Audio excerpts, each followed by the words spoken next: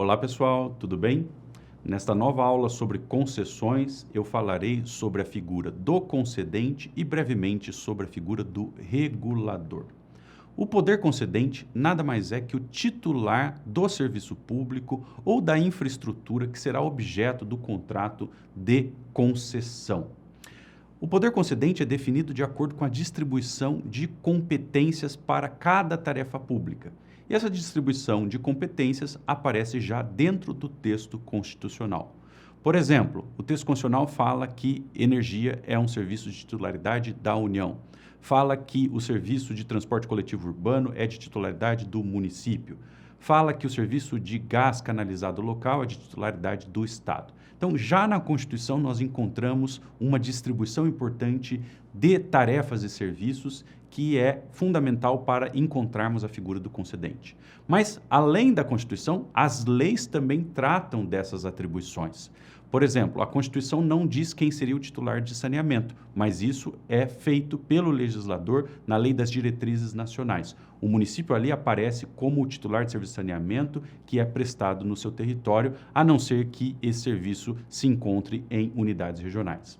Além disso, a legislação também fala de outros serviços, como serviços funerários do município, que não aparecem diretamente na Constituição.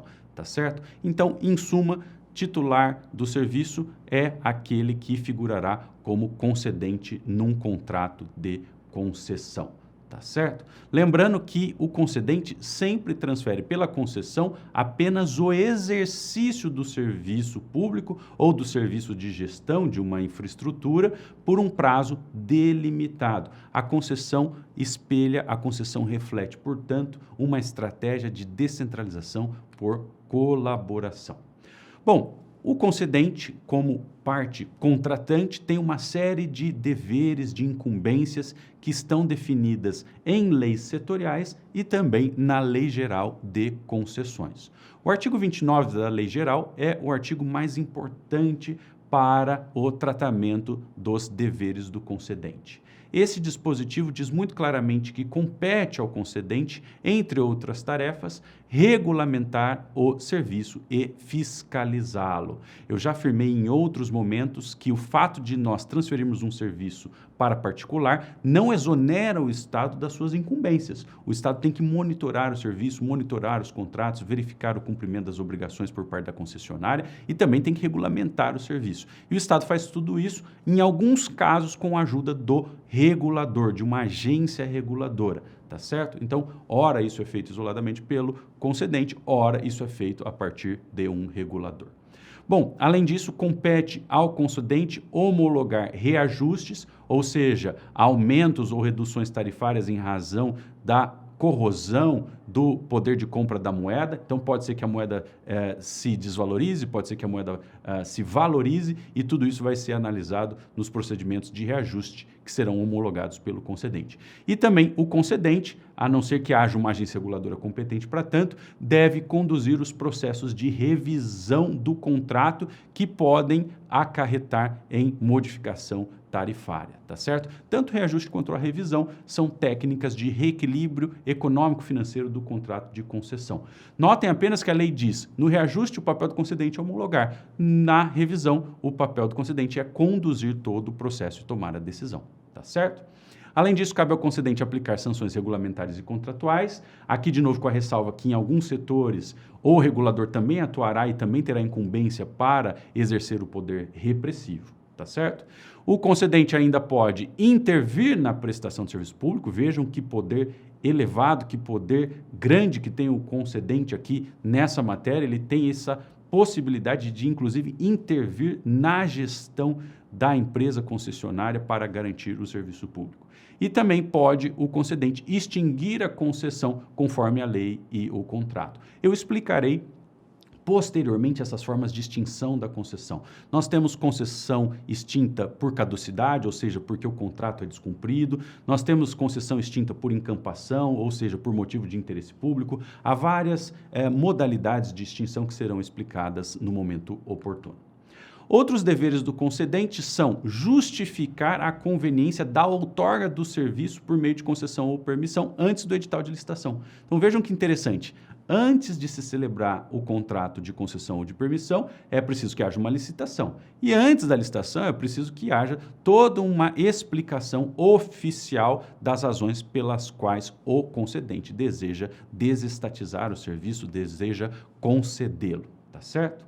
Além disso, eventualmente, em alguns casos, para coletar ideias, para coletar projetos, estudos de especialistas de mercado, o concedente pode conduzir o que nós chamamos de PMI, Procedimento de Manifestação de Interesse. O PMI é um instituto muito interessante, previsto no artigo 21, e que dá ao Estado essa possibilidade de diálogo com o mercado e com especialistas para que se obtenham ideias e se chegue a uma modelagem da concessão mais adequada, mais interessante. A PMI também agora é objeto da Lei de Licitações, da 14.133, e gravei um vídeo exclusivamente para explicar esse instituto. Depois, então, vejam com calma esse vídeo para entender melhor essa figura do PMI, tá certo? Além disso, o concedente tem que organizar a licitação e o edital. Aqui também vale a ressalva de que em alguns setores as agências reguladoras recebem por lei essa incumbência, então pode ser que a agência fique responsável pelo edital e pela licitação em certos casos, tá bom? O concedente, por lei ainda, deve prestar informações aos usuários, tem que esclarecer os usuários, principalmente sobre os seus direitos, deve autorizar receitas alternativas ou extraordinárias, que são receitas adicionais àquelas que advêm das tarifas cobradas dos usuários e que serão explicadas em um momento oportuno no nosso curso, e também o concedente deve anuir com a transferência da concessão. Nós temos várias figuras aqui dentro da lei de concessões. Temos a subcontratação de algumas tarefas, temos a figura da subconcessão e temos também a figura da transferência de concessão, que inclusive foi objeto de discussões no Supremo. Então, cabe ao concedente sempre anuir com a transferência de concessão nos termos do artigo 27. Bom, antes de encerrar essa aula, uma palavra final sobre a figura do concedente e sua relação com os reguladores. Os reguladores nada mais são que autarquias que às vezes são interfederativas, que às vezes são criadas por vários entes federativos de maneira conjunta e que buscam equilíbrio nos setores regulados. Muitos serviços públicos sofrem a regulação ou passam por regulação. Energia é um serviço regulado, telecomunicação é regulado, saneamento é regulado e assim por diante. Bom, qual é o problema? O problema é que, como nós vimos, a lei de concessões traz uma série de incumbências para o poder concedente.